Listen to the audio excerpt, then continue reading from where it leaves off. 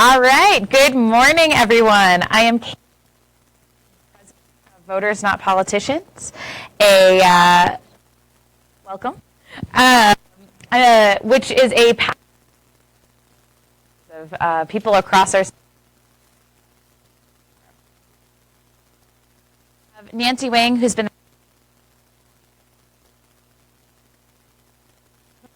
assistant professor of law at University of Michigan. Kevin Deegan-Krause, who is a member of our advisory board. He's an associate professor of political science at Wayne State University,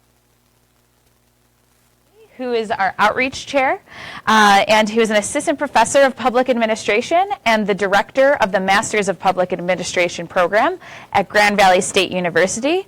And in the audience, we also are joined by our attorney, Jim Lancaster. Should I hold it? Right on the table. Okay. All right, sorry about that. Today is the anniversary of Elbridge Gerry, who's the governor of Massachusetts, and his name is how we have the term gerrymandering. And we were originally coming together to celebrate his birthday because we are looking to help end gerrymandering in our state. We even have some birthday cake for anybody to enjoy at the end of our announcement.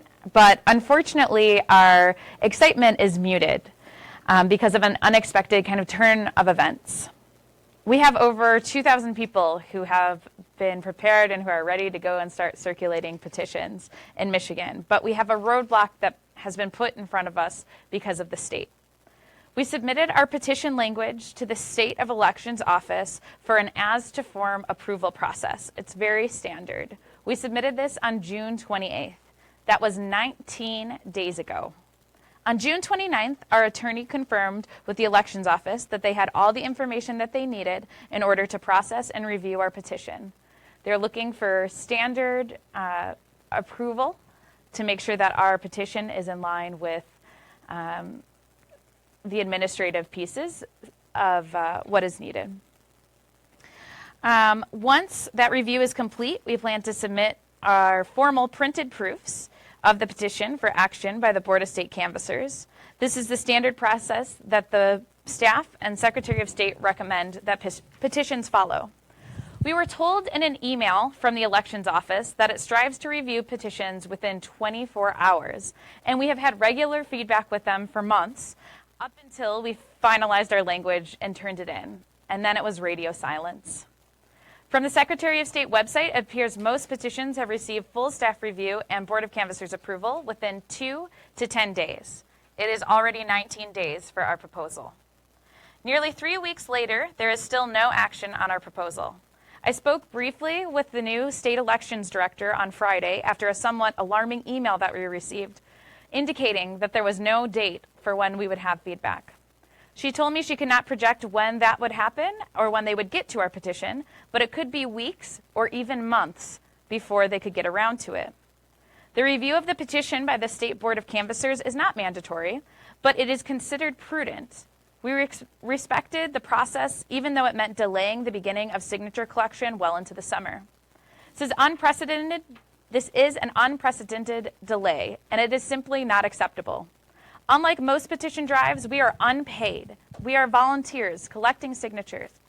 The summer is much more preferable for doing that than the winter, as I'm sure all of you Michiganders can understand. We would like the Bureau of Elections to make the people of Michigan a priority and follow through on the expectations that they have set. We're hoping to hear back from them and expect to as well, but having no response and no time frame is unacceptable to our campaign.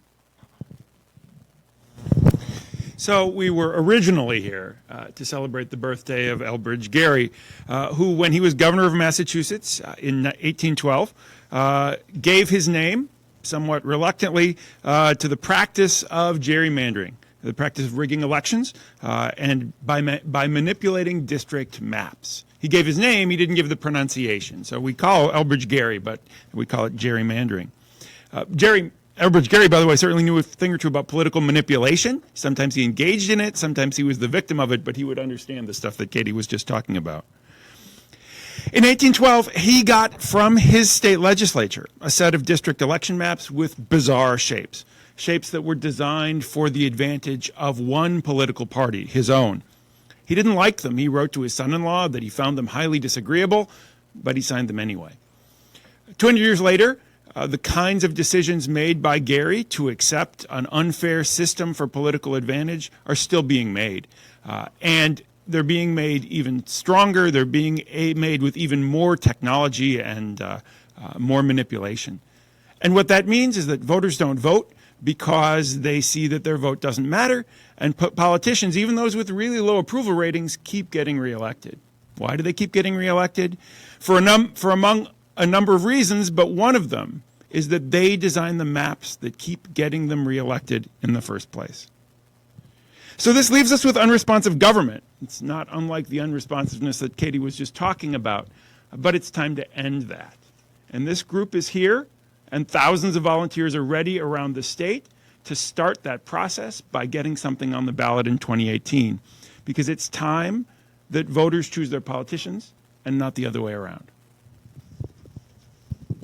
So in celebration of Elbridge Gerry's birthday, we are calling out to every Michigander that it's time to end the gerrymander. What better way to wish Elbridge Gerry a happy 273rd birthday than using the power of democracy to win back his namesake and end gerrymandering? We also wanted to take this time to highlight the details of our policy that we're proposing. Since we have submitted our language, we are still waiting to hear if there's any review to it. So that's why we haven't published all of those details.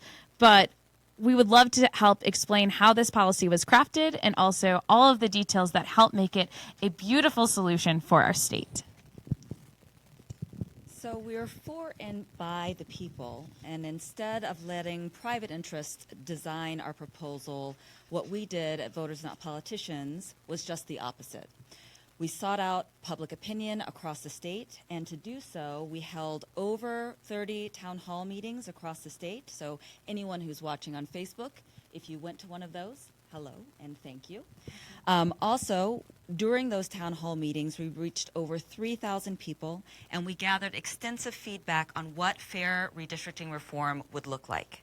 We spent months working closely with nonpartisan groups across the state that represent millions of Michiganders, and we did extensive research on reforms that have been done in other states.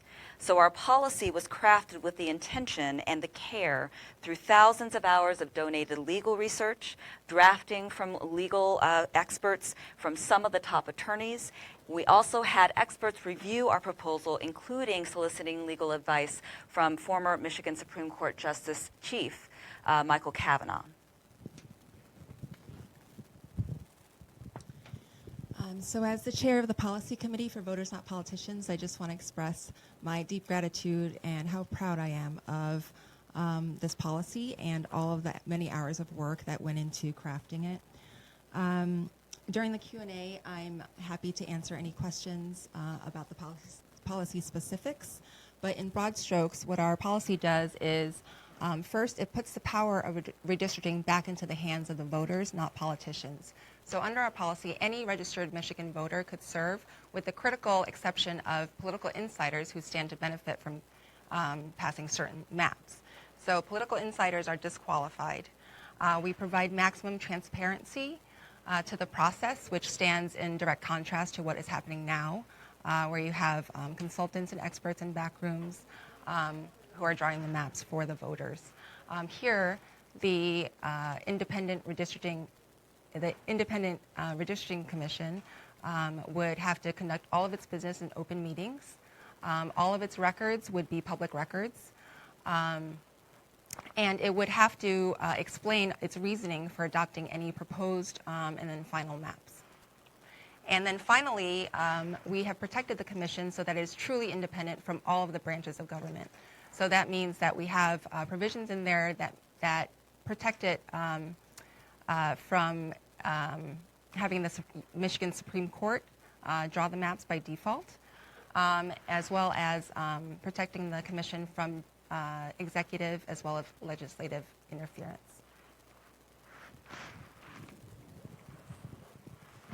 We have the support of over 10,000 Michiganders who are taking this campaign very seriously. It has been amazing to see everybody's grassroots energy and the amount of skills and professionalism that people have been able to bring, even if they traditionally haven't been involved in politics. This petition needs to be taken seriously as the people of Michigan are taking it. It needs to be a priority. Just because we're regular people does not mean that we do not deserve the same respect that other petitions have received, and also that we don't deserve, or that we do deserve, the respect of our Bureau of Elections to do an administrative task that helps us have the same recommendations that other petitions have been afforded. The people of Michigan need to see that our state officials are acting as they have promised and that they support our right to direct democracy. We look forward to launching our signature gathering as soon as we hear back from the Bureau of Elections, and we invite anyone who cares about fairness, transparency, and voters choosing their politicians instead of the other way around to join us in this citizen movement. And we're now happy to answer any questions and afterwards eat any cake.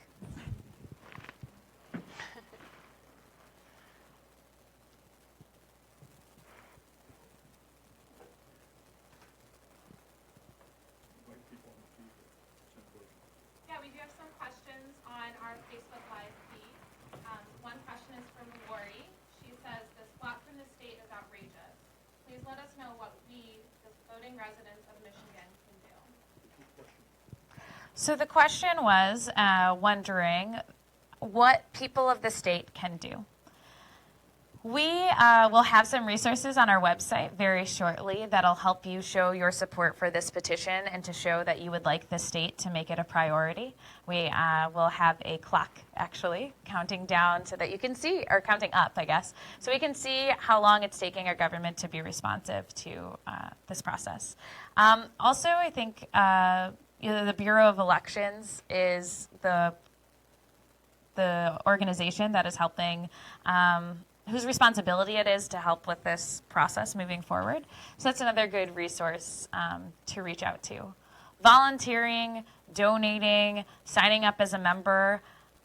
Although it appears we may not have too much power in this moment because this process is out of our hands, when we join together as Michiganders, we show that we want this change. We show that we are ready to take it on.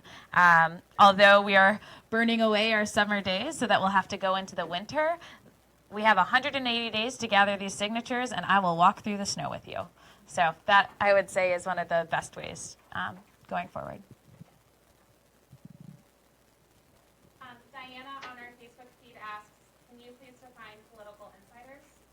Yes, so the question was, can you please define political insiders? And I will actually let Nancy respond to that. So the constitutional amendment language has certain categories of people that would be specifically disqualified from serving. They would be current and former lawmakers, recent former lawmakers. They would be registered lobbyists, party chairs, anyone who would stand to benefit from a certain, the maps looking a certain way. Should I go into the actual? Yeah, okay. So with respect to the language, so here we say, no candidate for partisan federal, state, or local office, no elected official to any partisan federal, state, or local office, no officer of any political party, no precinct delegate. It really is all the people who have a role in the leadership of the political parties. No employee of the legislature, no registered lobbyist, like I just mentioned, and then also not their close relatives either.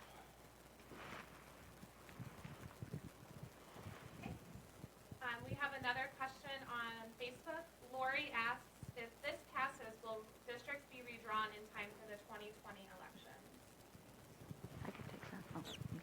So the census will take place in 2020, and the census data will come back sometime around 2021. And so the first time these new maps, this commission would draw maps that would be used in election would be 2022.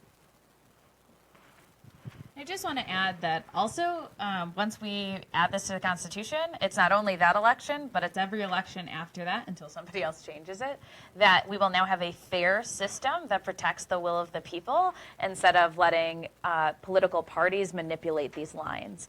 And that, I think, is is one of the most important parts, because we are not just making a change for the direct next election. This is for generations of Michiganders to have their voices heard and for their votes to be counted.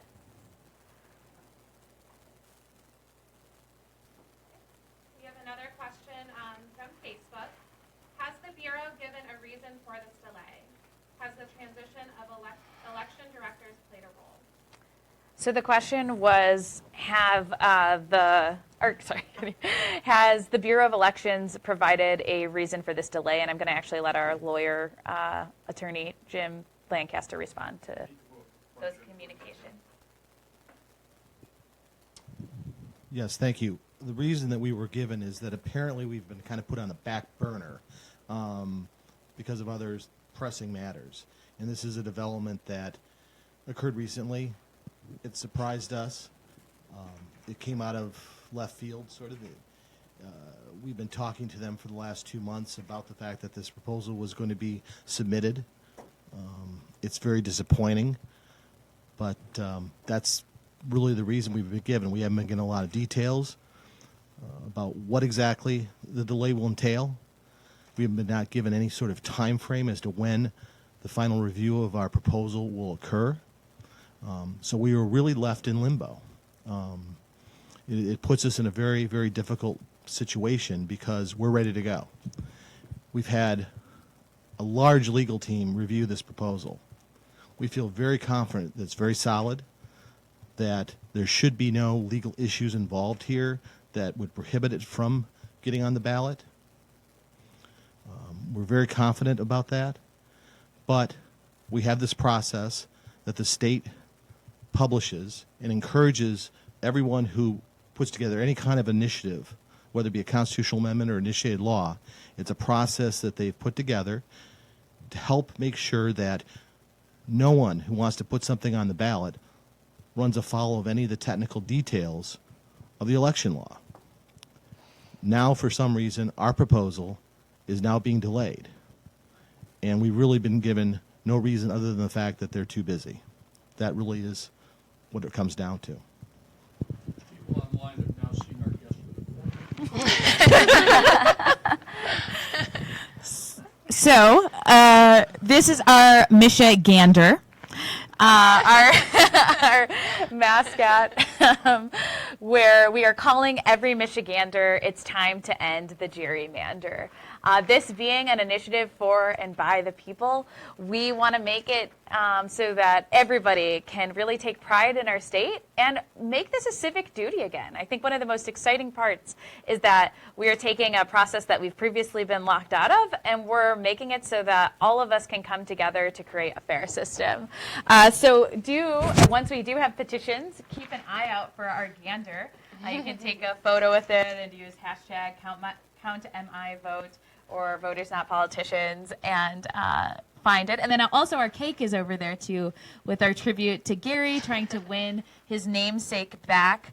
I think Kevin has a good story where he's more popular for being known for gerrymandering than his extensive political career. If you want to go into that, just a tad. Yeah, that's right. And this is a man who was part of the founding of the United States. He's a man who was at the Constitutional Convention, someone who took strong moral positions, knew when to compromise when he needed to. But the thing we remember him for is the way that political manipulation happened around him, and that unfortunately he didn't have the courage to oppose. But even Elbridge Gerry knew that gerrymandering was wrong. And I think the fact that even he knew it means that maybe it's time that we get rid of this thing that we remember him for and start remembering him and people like him for the good stuff that political leaders can do. Any other questions? We have a question. Is there any reason we can't start passing out informational flyers now? The question was, is there any reason that we can't start passing out informational flyers now? And I'll let Davia answer that. So I am the Outreach Committee Chair, and that is actually what we do. So if you would like a flyer, you should basically go to voters.politicians.com and find me, and I will connect you with our Outreach Committee volunteers, and they will get that information to you as soon as possible. We have it. We can definitely do that and make sure that everybody is very well aware of what redistricting looks like, what our policy looks like, and who we are as well.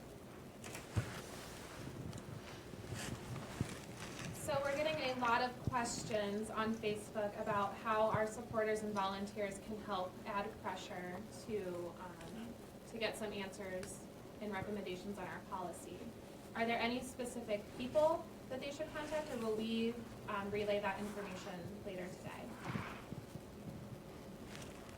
today? The question was that people want to help, which I'm very excited about. That our volunteers and our supporters, and it sounds like new people as well, would like to help get involved and get some answers. And there was a specific question too for who should they reach out to. We are directly working with staff at this point, but shortly after this conference, we will have a spot on our website where you can sign in for your support, and we'll be able to direct answers that way. This process is within the Bureau of Elections, and right now it's still being reviewed by staff. So the process isn't really very clearly laid out anywhere. So I'll kind of restate what that was too, because it might help you work with the staff of the Bureau of Elections to look over, your font size, your margins, and also making sure that you've included the right parts of the Constitution. When you are adding an amendment, you need to include any parts that are changing. And then they will let you know any changes. We will make those changes and give them our updated version. And once they've approved it, it moves on to the Board of State Canvassers, who will have a meeting sometime after that approval. And then the Board of State Canvassers, it's made out of 2 Democrats and 2 Republicans, who will vote again on, this is an as-to-form process, so this is really, did we make our form formatted correctly?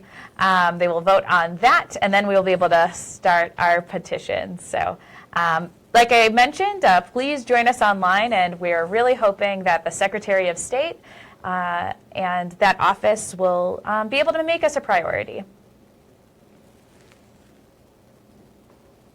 Doug asked if we accept out-of-state donations.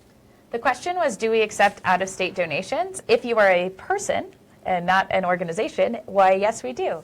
Anyone can help make a donation to this campaign. Even businesses can.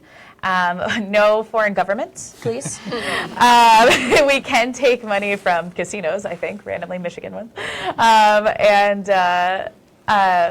We also are, because we are citizen-led and because we literally started from a Facebook post, we are looking for donations of all kinds. If you have graphic design skills, if you have organization skills, if you just have like a venue that you could help host a meeting of people together, all of those are greatly needed. And I, from being the person who kind of kicked this off, it has been amazing to see the power of people coming together, of strangers being able to come together as a community. And that is what gives me, even though this is disappointing news, so much hope that we are going to pass this. We are going to come together and get those signatures. And it will take all of us, but we're ready. We do have a few questions related to the policy. How do random citizens have the expertise to draw lines? How will they be trained? Did you do that? And can you repeat the question? So the question was, how do random citizens have the expertise to draw lines, and how will they be trained? So what we have here is, in the proposal, we guarantee the commission the amount of funding that they need to do their job. And as part of the expectation is that they would be able to hire a wide variety of experts and consultants. So the way the process works right now is that you have these consultants, and they're the ones who draw the maps. They're computer generated after you input the certain parameters. And that would be the same process. You would have these Michigan registered voters, and they would be consulting with various experts on the process. And then, but the critical difference, though, is that whole process of decision making would be completely transparent. You would understand why the commission was making the decisions it was making, why it proposed maps, why it rejected maps. And all of that is going on behind closed doors right now.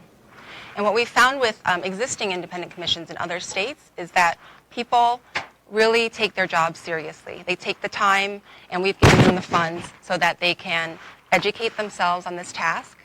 And they try to, when you get a bunch of registered voters together and citizens on a registering commission, they try to do the right thing. They try to do what's fair and what's in the interests of the voters. Yeah, and I'll just add to that. One part of the proposal, and if you go onto our website, to our blog, we kind of spell out the three really detailed, I think they're great, explanations of the policy. And there's a lot of focus on the independent and the actual people of the commission, but what we see is that the actual criteria for how to draw the maps, we include that. We say how the maps should be drawn. We put our ranking order of what should be looked at. And this is very standard, although most of us aren't, again, normally in that room. These are tools and definitions and criteria that are used across the country and have been being used since our founding fathers. So if there's any questions on that too, just let us know.